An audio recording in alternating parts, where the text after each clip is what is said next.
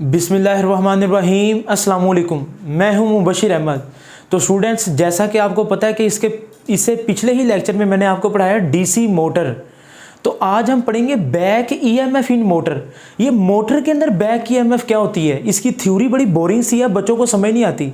तो मैंने पॉइंट्स बना के अलग अलग कर दिए ताकि आपको ईजीली समझ भी आ जाए, और आपको मैं थोड़ा सा प्रैक्टिकल वे में समझाऊंगा कि मोटर के अंदर बैक ईएमएफ का मतलब क्या है। तो आइए स्टार्ट करते हैं आज का लेक्चर। तो जी बेटा, आज के लेक्चर में सबसे पहले तो आप नोट करेंगे EMF induce due to changing flux. जो उस मोटर के अंदर फ्लक्स के चेंज होने से ईएमएफ पैदा होती है, वो अपोज करती है, वो मुखालफत करती है किसकी? EMF running the motor.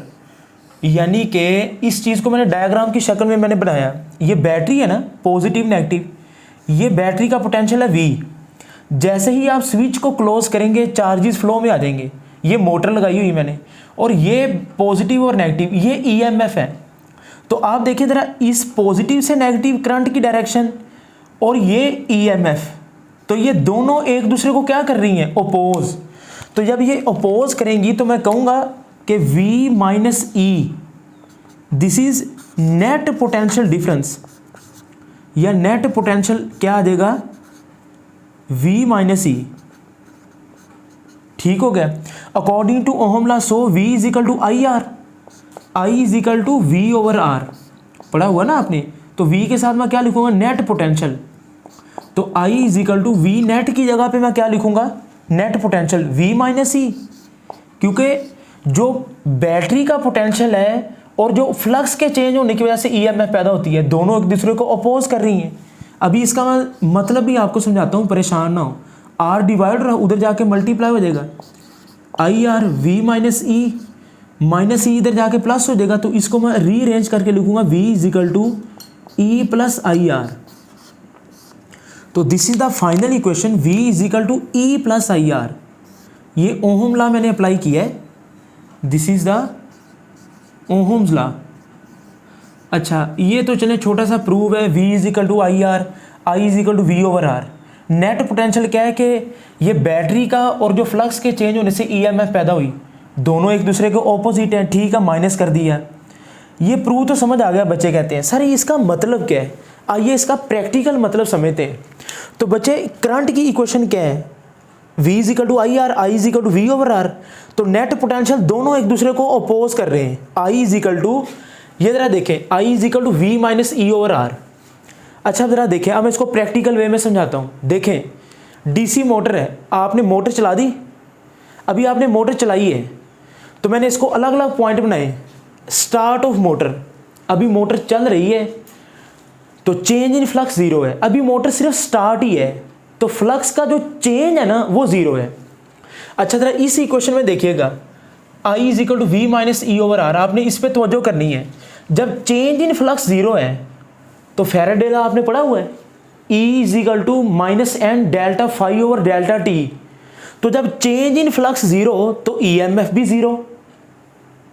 तो जब ईएमएफ जीरो तो E की वैल्यू जीरो पुट करवाएं, तो क्या आ जाएगा?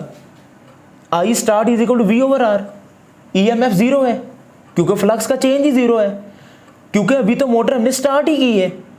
तो इसका मतलब है कि जब मोटर अभी स्टार्ट होगी ना, तो करंट मैक्सिमम फ्लो करेगा मोटर में से, क्योंकि अभी आपने सिर्फ मोटर ऑन ही की है।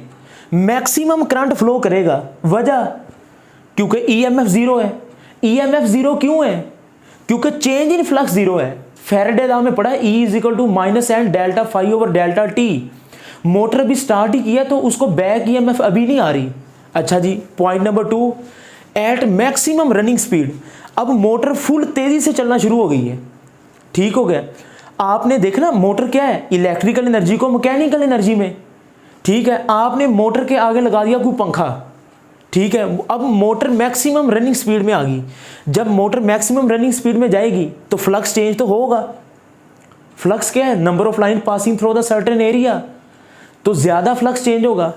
जब ज्यादा फ्लक्स चेंज होगा, according to Faraday law, EMF भी मैक्सिमम होगी। तो जब ईएमएफ मैक्सिमम होगी, जरा इस फार्मूले पे तवज्जो कीजिएगा, V minus E over R. Minus वाली टर्म बड़ी हो ना, माइनस वाली टर्म बड़ी हो तो आंसर आपका छोटा आता जाएगा। इसका मतलब है जैसे जैसे मोटर स्पीड पकड़ेगी तो रनिंग वाला करंट स्टार्ट वाले करंट से कम होगा, यानी कि शुरू में करंट मैक्सिमम है, लेकिन जब मोटर फुल स्पीड में चली जाएगी तो करंट कम होना शुरू हो जाएगा, क्योंकि ईएमएफ मैक्सिमम होगी ना, ये वाली चीज़ मैक्सिमम होगी। तो माइनस में जो चीज़ जितनी बड़ी होती है ना उतनी छोटी होती है। अच्छा जी, अब आपने ना मोटर के साथ कोई पंखा शंखा लगा दिए। केस नंबर 3 देखें।